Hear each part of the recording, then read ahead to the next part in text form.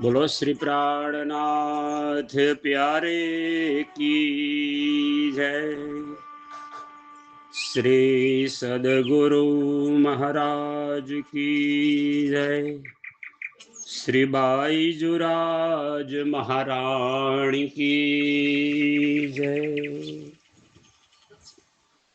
कदमों लागू से जिदाव पकड़ के दो पाई, हुक्म करत है मासुक बीच आशिक के दिल आए। मासुक तुम्हारी अंगना, तुम अंगना के मासुक, ये हुक्म इलम दृढ़ किया, रूह अजू क्यों न हो टुक टुक। सदा महारानी जी सहाय करो, सनमुख रहे जो श्री छत्रसाल, पंच स्वरूप मणि रक्षा करजो। हे मारा धाम धनी श्री प्राणनाथ, मारा धाम धनी श्री प्राणनाथ।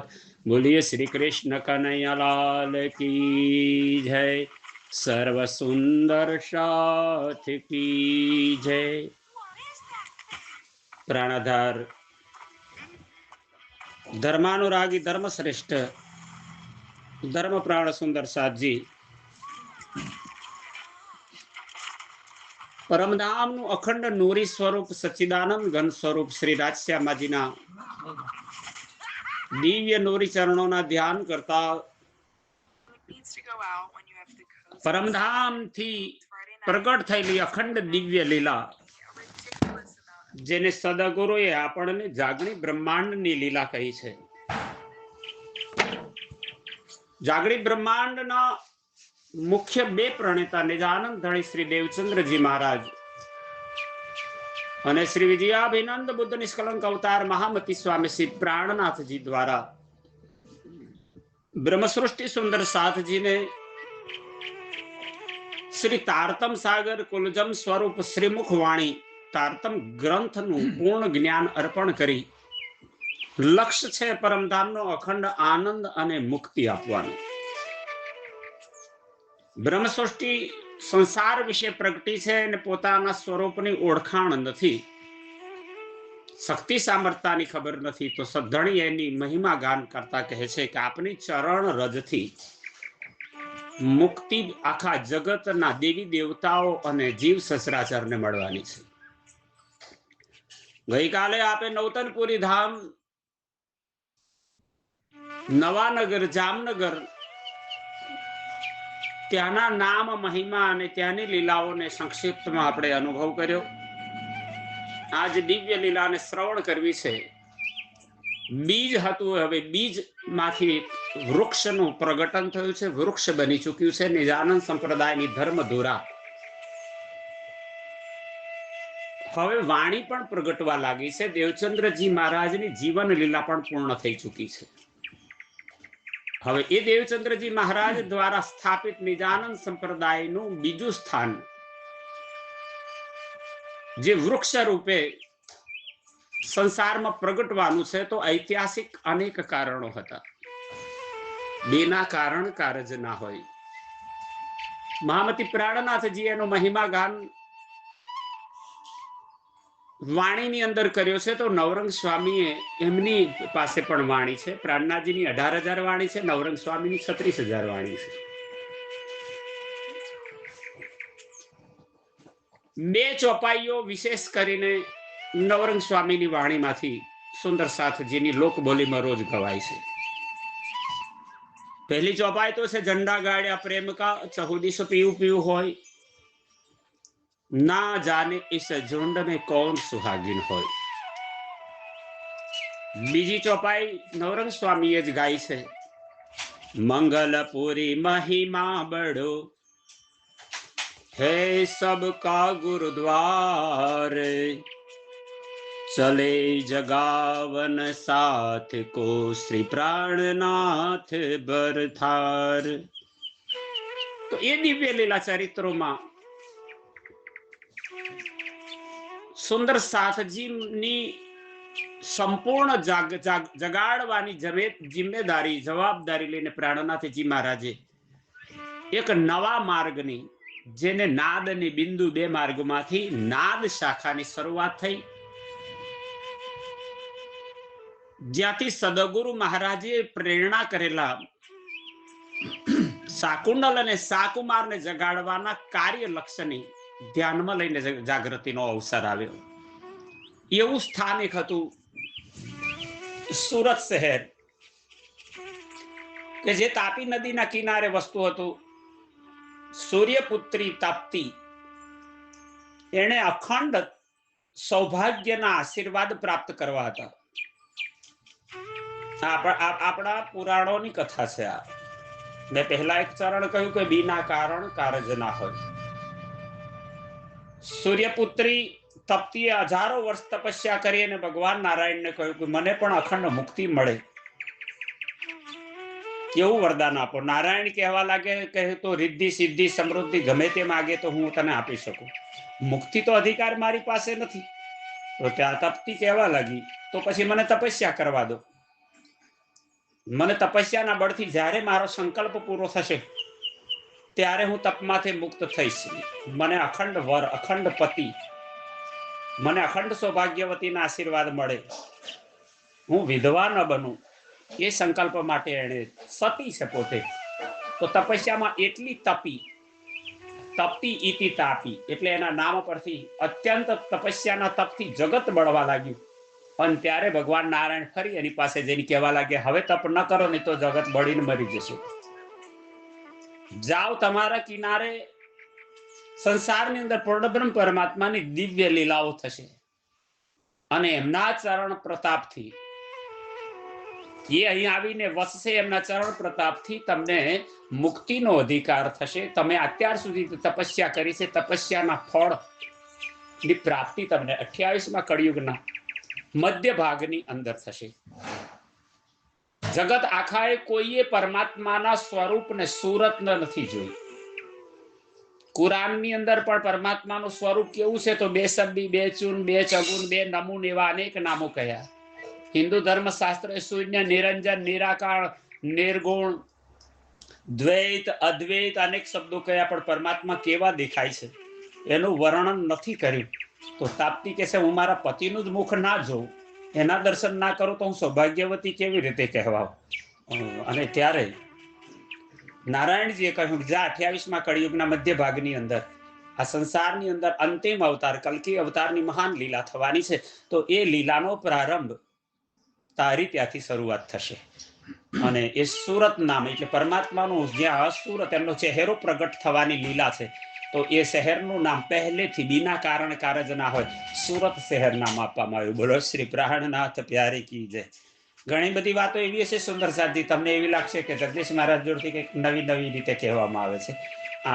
आपણા उपनिषदोनी अंदर शास्त्रोमां आ बधी घटनाओने नाम आप्या छे। तो प्राणनाथजी महाराज एटले तापी नदीना किनारे सूरत शहरनी अंदर पोते आव्या छे अने पछीनी लीलाओ वितकथी तमे श्रवण करवाना छो। अत्यारे तो नजीकमां छो सूरतनी नजीक એટલે તમને થોડા દિવસોમાં सूरतनी अंदर केवी रीते लीला बनी तो તમે સાંભળશો। પછી અહીં નલિયા બંદરથી શ્રીજી મહારાજ અને બિહારીજી છૂટા પડ્યા છે અને છૂટા પડ્યા પછી બિહારીજી એમને ખંભાળિયામાં બોલાવશે તો પ્રાણનાથજી નાવમાં બેસીને સુંદર સાથ અને બાઈજુરાજ મહારાણી સાથે જવા માટે તૈયારી કરે છે।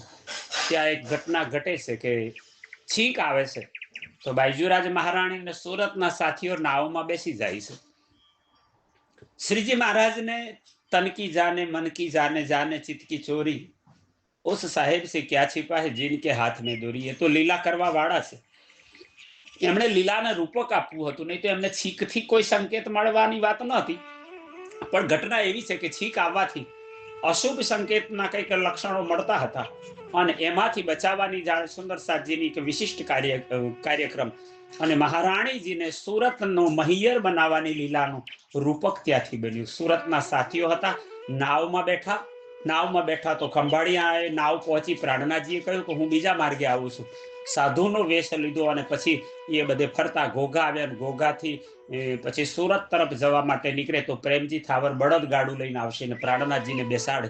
અને ત્યાં બિહારીજી સાથે જે મતભેદ થયા છે, સવારમાં તમે સાંભળતા હતા વિતકની ચર્ચામાં આપણા ગુરુજી બિપિનભાઈના મુખે, તો એમાં તમે સાંભળ્યું કે પ્રાણનાથજી દિલથી વિચારતા હતા અને પેલા પોતાના મનથી અંતરની પ્રેરણાથી વાતો કરતા, તો પોતાનો સ્વાર્થ અંદર પ્રગટ થતો હતો. તો એ મતભેદની ઘટના એવી આવી કે બિહારીજી એટલી નિમ્નતાએ પહોંચી ગયા કે એમણે નક્કી કર્યું કે પ્રાણનાથજીને પકડાઈ દો, મારી નખાવું, ન રહેગા બાસ કેસે બજેગી બાંસુરી.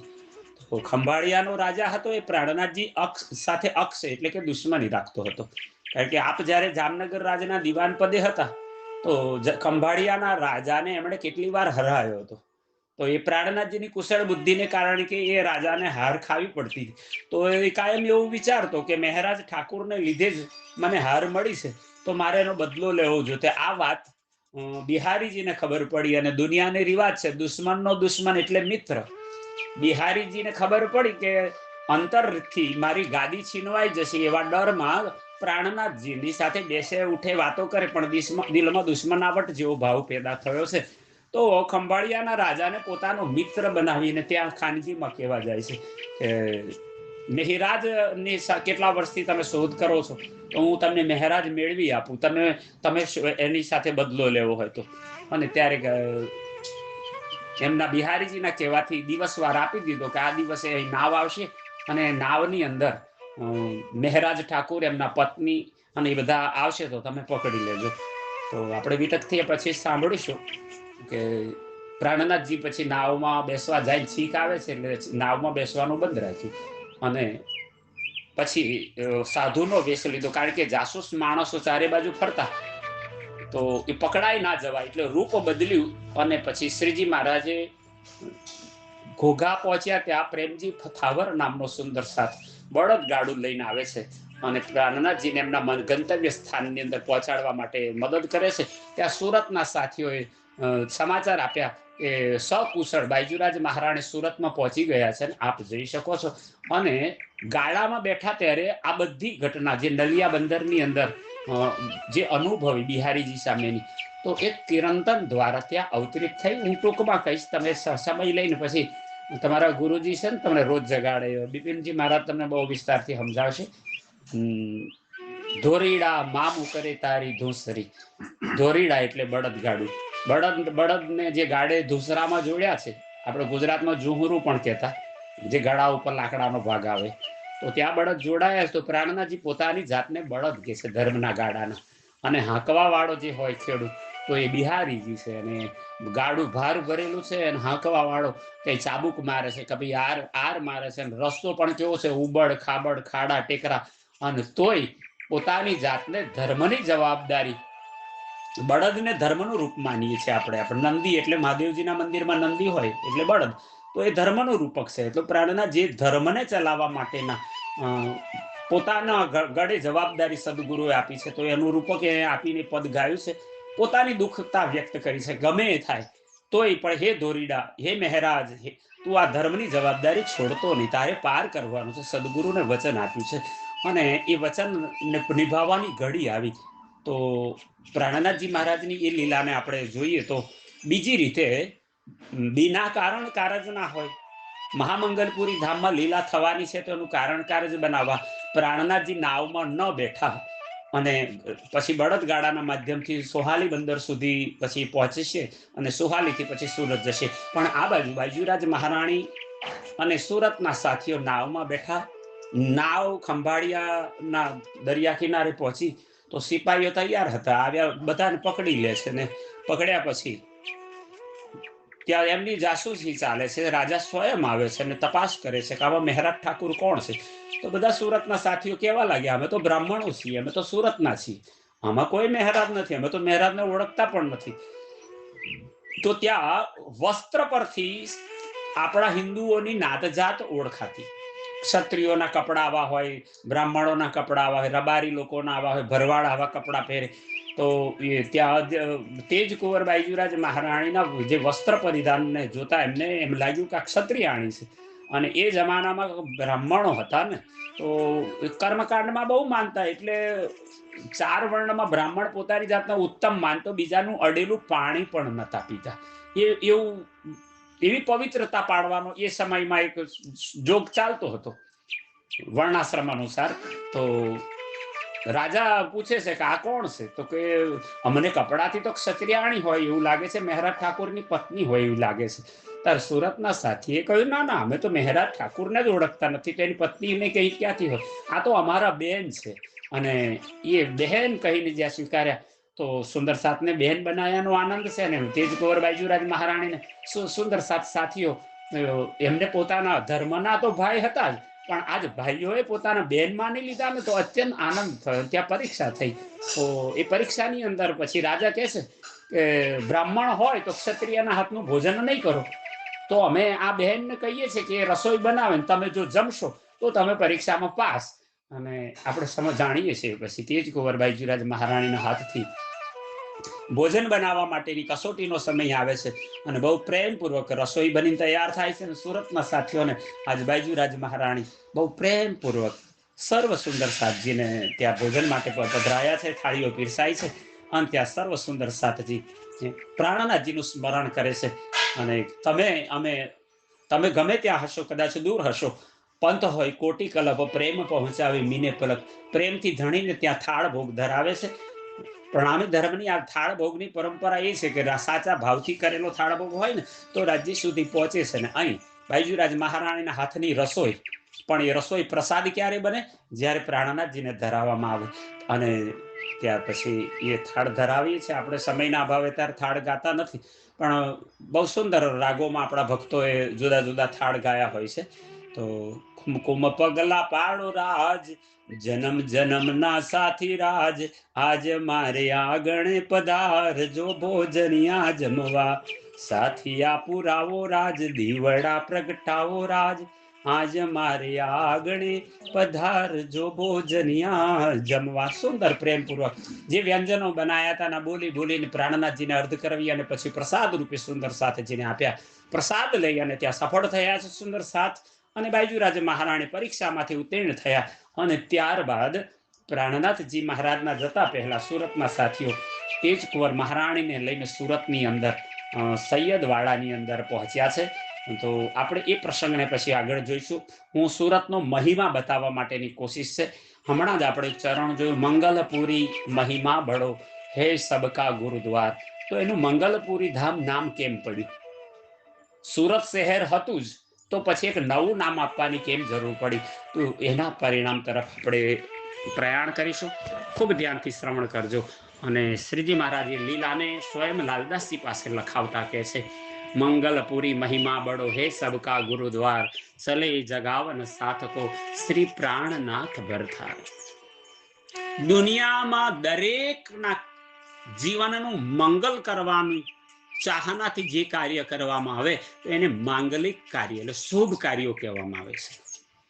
લગ્ન જેવી આદિ પ્રસંગો હોય છે જગતમાં, સંસારની અંદર લગ્ન જીવન, તો એ એક પાત્ર બીજા પાત્ર સાથે જુદે જુદે ગામના જુદા જુદા પરિવારમાં જન્મેલા 2 જણના લગ્ન થાય અને એમનું જીવન મંગલમય વીતે એટલા માટે ત્યાં મંગલાષ્ટક પણ બોલાય છે. કેટલાક મંત્રો, વેદ મંત્રો બોલાય છે અને એના દ્વારા એક લગ્ન થાય છે. તો મંગલપુરી ધામનું મહિમા નામ પડ્યું છે. એક એવી ઘટના છે કે આ એક વ્યક્તિ, એક આત્માની એવી પ્રાર્થના છે. એક આત્માને લીધે પ્રાર્થનામાં એમણે કહ્યું, હે ધણી, મને જ નહીં, મારી સાથે મારી 12,000 આત્માઓ સાથે તમે લગ્ન કરો. અને મહામેળાનું નામ ત્યાંથી શરૂઆત થઈ. પ્રાણનાથજી મહારાજે 12,000 આત્માઓ સાથે લગ્ન કરવા માટે ત્યાં તૈયાર થયા. કેમ લગ્નની વાત કરી, કેમ લગ્નના ચોરી બંધાઈ, કેમ એને મંગલપુરી નામ કહ્યું, તો એ લીલાને આપણે હવે શ્રવણ કરીશું. ફૂલકુંવરના રૂપમાં આપણે પ્રસંગને સાંભળ્યો ત્યારે પૂર્વ કથા આપણે સાંભળી હતી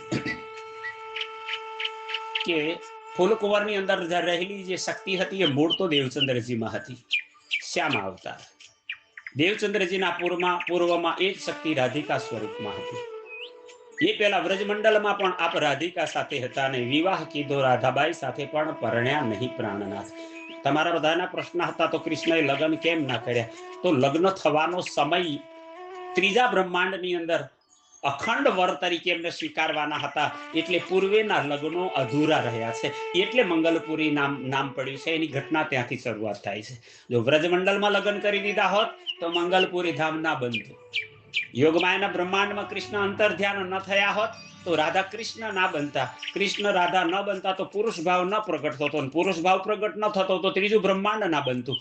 તો ત્રીજા બ્રહ્માંડની અંદર આપ સદગુરુ બનીને આયા અને જો પરમધામ ચાલ્યા ગયા હોત તોય આ જગતનો ખેલ પૂરો થઈ જાત. તો દેવચંદ્રજીના રૂપમાં પરમધામની શ્યામા મહારાણીએ પરમધામમાં જવાનું ટાળ્યું અને નક્કી કર્યું હું ઇન્દ્રાવતીના હૃદયમાં બેસીશ. અને એમણે જાહેરાત કરી મેં ઇન્દ્રાવતી કે અંગે સંગે ઇન્દ્રાવતી હે મેરો અંગ, જે અંગ સોંપે ઇન્દ્રાવતીને તાહે પ્રેમે રમાડું રંગ.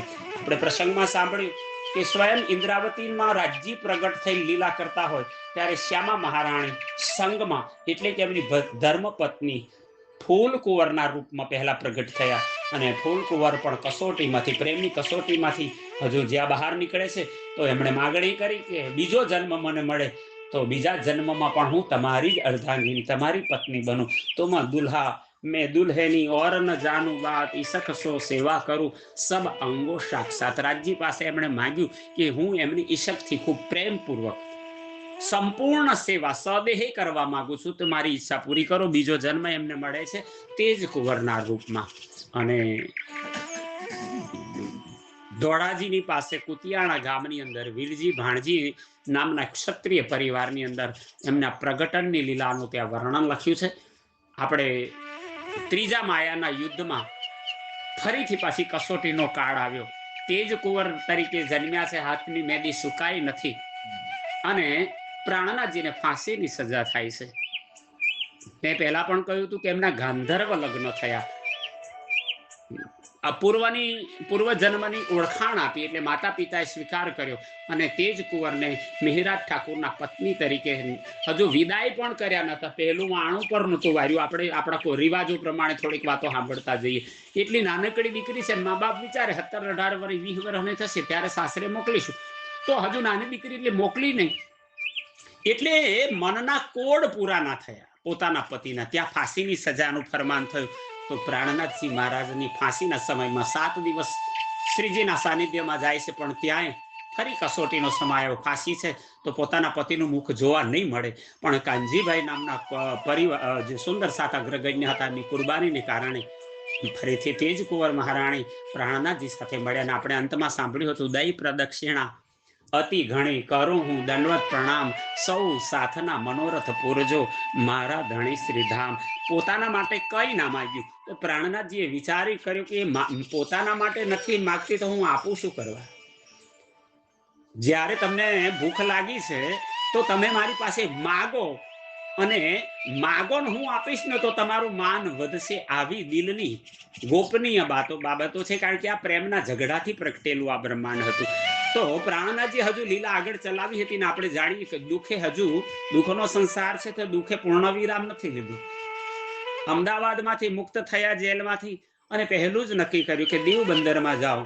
દીવ બંદરમાં પહોંચ્યા, જયરામ કંસારાને મળ્યા છે. જયરામ કંસારાની મુલાકાત થઈ અને ખૂબ ધામધૂમ પૂર્વક શોભાયાત્રા કાઢી અને જયરામ કંસારાને એના પરિવારે પ્રાણનાથજી અને તેજકુંવર બાજુરાજ મહારાણી પોતાના મહેલમાં સુંદર મહેલની અંદર એમનો ઉતારો આપ્યો.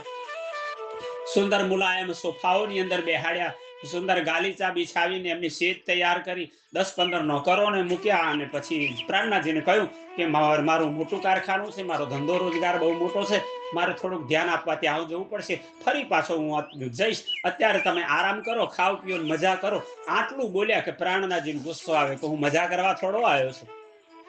અને પછી પોતાને ત્યાં ખંડણીના વચનો કહી જયરામ કંસારાની આત્મ જગાડી, કબલો કાસા કૂટેગા, કબલો હાથ હથોડી હરણ. હે જયરામ, તું સદગુરુ નિજાનંદ સ્વામીની જગાડેલી આત્મા, તને ઓળખીને જગાડે, તું કરુણાવતીની વાસના છું, અને તું કેમ માયામાં પડ્યો? સદગુરુ ધામ ચાલી ગયા તોય ના આવ્યો, બિહારીજીને ગાદી અભિષેક કર્યો, આમંત્રણ આપ્યું તોય તમે ના આવ્યા. ક્યાં સુધી આમ ચાલશે? તો તમે પરમધામનો નાતો કેમ ભૂલ્યા?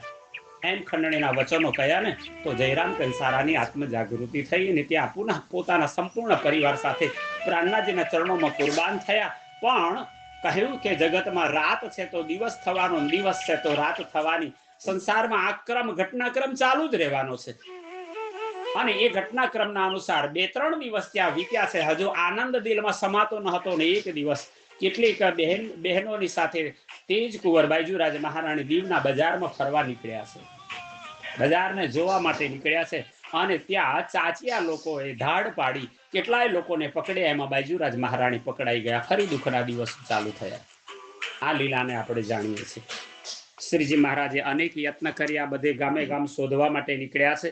જ્યાં જ્યાંથી સમાચાર મળે છે ત્યાં તેજ કુંવરને શોધવા માટે ક્યાંક ભુજનગરમાં, ક્યાંક પોરબંદરમાં, ક્યાંક ઠઠ્ઠાનગરની અંદર બધે શોધતા શોધતા એક વખત આવાસી બંદરમાંથી સમાચાર આવે છે. હું ટૂંકમાં કહીશ, બધી કથાઓ તો તમારે બિપિન ગુરુજી મહારાજ છે ને એમના મોઢે સાંભળવાની છે. હું તો ટેસ્ટ કરાવીશ, આટલી આઈટમો હજુ બાકી છે જમવાની. તમારે ભરપેટ ખાવું હોય ને તો હજુ પ્રતીક્ષા કરવી પડશે, સમય આવે ત્યારે. અને એક દિવસ આવાસી બંદરની અંદર પ્રાણનાથજી મહારાજ ભૈરવ શેઠ, બહુ મોટો શેઠિયો હતો, એના નિવાસ સ્થાને બેસીને સત્સંગ વાણી ચર્ચા કરે છે. આપણે જાણીએ છીએ કે ત્યાં બહુ મોટી ઘટના એ બની કે ભૈરવ શેઠ ખૂબ અરબો ખરબોપતિ સંપત્તિવાન છે. અને પ્રાણનાથજીએ કેટલાક સુંદર સાતજીને જાસૂસી માટે મોકલ્યા. ક્યાંય જાઓ, તેજ કુંવરના સમાચાર મળે છે ખરા? તો ભૈરવ શેઠ જે નગરમાં રહેતા હતા એ નગરની અંદર કેટલાક લોકો સાદ પાડતા હતા. આપણા ગામડામાં સાદ પાડવાનો રિવાજ હતો કે કશો મોટો તહેવાર હોય કે ગામની કશી વાત હોય તો ગામનો હરિજન ગામમાં બૂમો પાડવા નીકળે, એ ફલાણે દાડે ફલાણે જગ્યાએ આ વસ્તુ આવવાની, આ થાય તો આમ કરજો, એ સાદ સાંભળજો, આમ બૂમ પાડે તો આખા ગામને. એ સમયમાં ટેકનોલોજી હતી નહીં, આ બધું મોબાઈલ દ્વારા, ટેલિફોન દ્વારા, ટીવી દ્વારા સમાચાર આપે, તો માણસો દ્વારા સંદેશો આપતા. તો એવા સંદેશો કહેવા વાળા, સાદ પાડવા વાળો ત્યાં આવાસી બંદરમાં સાદ પાડતો હતો. બૂમો પાડે છે કે જે કોઈના માણસો દીવ બંદરમાં પકડાઈ ગયા હતા એ માણસોએ પોતાના સગાવાલાઓને છોડાવવા હોય તો એમણે આ સ્થાને આ દિવસે આટલા વાગે આટલા રૂપિયા લઈને હાજર રહેવું અને પોતાના માણસોને છોડાઈ લેવા. આ હાદ પડે છે ને એ સાદનો સંદેશ સુંદર સાથે સાંભળ્યો. પ્રાણનાથજી મહારાજને આપ્યો કે હવે આ સંદેશો અમે સાંભળીને આવ્યા છે, આપણે તેજ કુંવર બાયજુરાજ મહારાણીને શોધવાના બાકી છે, તો હવે તમે જો આજ્ઞા કરતા હોય તો આવાસી બંદર તરફ જઈએ. અને શ્રીજી મહારાજ ત્યાં જયરામ કંસારા સાથે અનેક સુંદર સાતની જમાત વિતકની અંદર આવે છે. 35-40 જેટલા સુંદર સાત તો એમની સાથે ત્યાંથી જોડાયેલા છે. અને એ ગંતવ્ય સ્થાન આપ્યું હતું કે આ સ્થાનમાં એકત્રિત થવાનું, ત્યાં માણસો છોડાવવા આવવાના. ત્યાં પ્રાણનાથજી પહોંચ્યા છે. હવે એમાં 3000 લહારી ભરવાની છે પૈસાના. 3000 લહારી એટલે અત્યારના તો 3 કરોડ રૂપિયા થયા. એ જમાનામાં એટલું સસ્તું હતું. પણ 3000 લહારી જેટલી રકમ ભરવાની. તો એ રકમ ક્યાંથી લાવવી, શું કરવું, એવું શ્રીજી મહારાજ અને સુંદર સાથે વિચાર કરતા હતા. કેવી રીતે છોડાવવા આપણા સગાઓને? અને એક જણના નતા, બાયજુરાજ મહારાણી સાથે અન્ય સુંદર સાત પણ કેટલાય પકડાયા હતા. તો એ વિચારમાં ત્યાં પહોંચ્યા છે અને માહિતી બધી લે છે.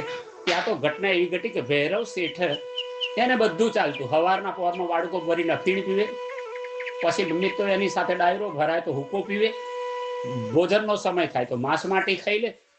બધી પ્રકારની એના જીવનની અંદર જે ધન સંપત્તિ ખૂબ હતી તો એટલા એની અંદર આદતો પણ એટલી ખૂબ ભરાયેલી હતી. અને એવી ઘટનામાં સાદ પડે છે અને ભૈરવ શેઠ સાંભળે છે કે જે કોઈના માણસો દીવ બંદરમાં પકડાઈ ગયા હોય તો એમણે છોડાવવા માટે આવવું, અને જેને છોડાવવા હોય તો આ સ્થાને આટલા દિવસે આ વાગ્યા. આ અવાજ ભૈરવ શેઠે પણ સાંભળ્યો. ભૈરવ શેઠ પૂછે છે એના આજુબાજુના ચમચાઓને કે આ શેની વાત છે? તાકે કઈ કેટલા લોકોને પકડી ગયા, અપહરણ કરવામાં આવ્યું હતું. તો એને છોડાવવાની વાત છે. તો ભૈરવ શેઠે કહ્યું કે મારી પાસે આટલી બધી સંપત્તિ છે, કરોડો રૂપિયા છે, મારી ત્યાં ક્યાં કોઈ ખાનાર છે, ખાનારની ખોટ નથી, તો એને હારા રસ્તે વપરાય.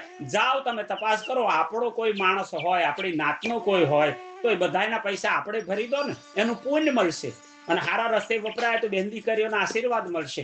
તો આવી ભાવનાથી ભૈરવ શેઠે તપાસ કરીને દિવસના દિવસે એના માણસોને કહ્યું, ચાલો હું પણ આવું છું, જરૂર પડે આપણે આપણા માણસોને છોડાવીશું. જોગાનું જોગે એવું બન્યું. કારણ કારાજરાજીને બનાવ્યું કે પ્રાણનાથજી પણ પોતાની જમાત સહિત એ જ સ્થાને પહોંચ્યા છે જ્યાં ચાચિયા લોકોએ જાહેરાત કરી હતી.